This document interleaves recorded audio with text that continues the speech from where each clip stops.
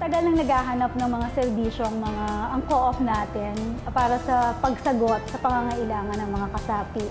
So hindi nagke-create ng kahit anong serbisyo ang San Dionisio Credit Cooperative kung hindi naman kailangan ng kasapi.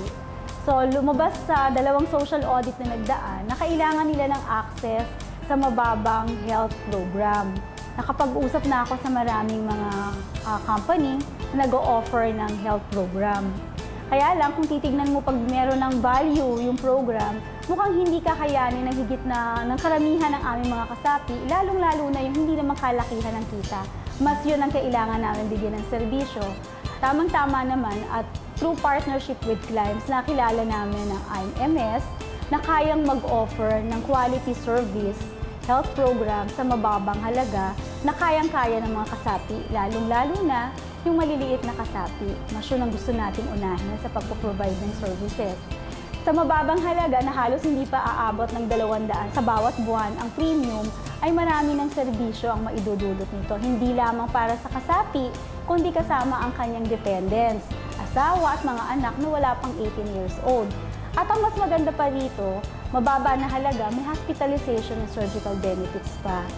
So sana lang ang mga makakapakinig ay i-avail ang magandang programa ng IMS at partnership with the San Dionisio dahil ito ay makakatulong. Mahal ang magpa-ospital ngayon, mahal magkasakit, so ang kailangan natin ay isang preventive program kagaya ng binibigay ng IMS. So halika na, sumali na tayo. Ang IWC ay bahagi ng Integrated Management Services na nagbibigay proteksyong pangkalusugan mula pa noong 1986 sa napakaraming miyembro sa buong Pilipinas.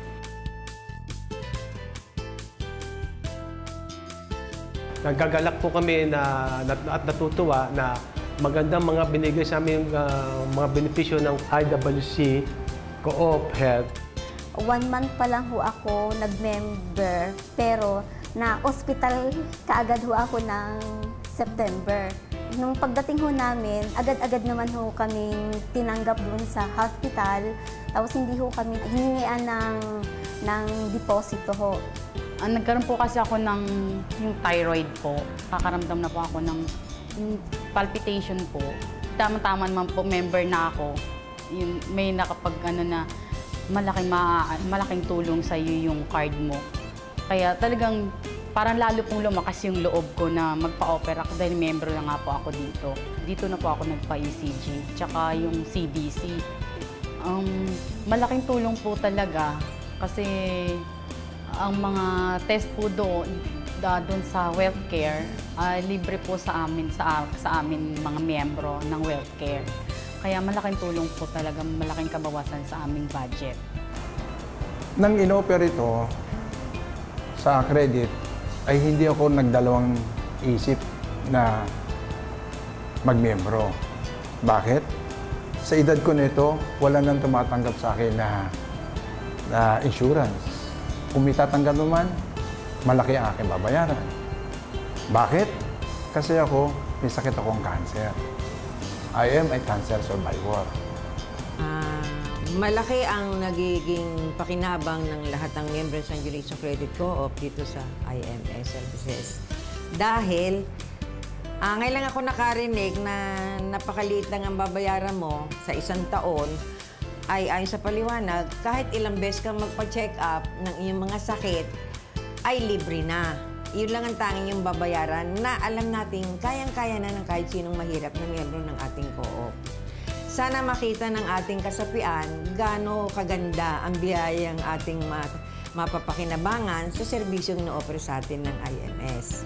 Siguro meron pang mangilan-ngilan o marami pa sigurong hindi nakakaalam at hindi masyadong maliwanag ang magiging benepisyo o pakinabang natin, ay sana'y pag narinig nyo ang balita tungkol dito ay magtanong-tanong na rin kayo dahil kayo ang mawawalan kung hindi nyo maa-avail ang service na to.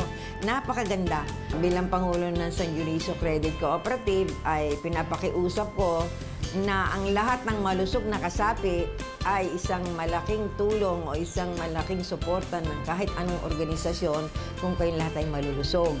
At tanging itong serbisyo lang na ito na napakamurang kayang-kaya natin ang makakatulong sa atin para lalong tumatag ang San Dionisio Credit Cooperative.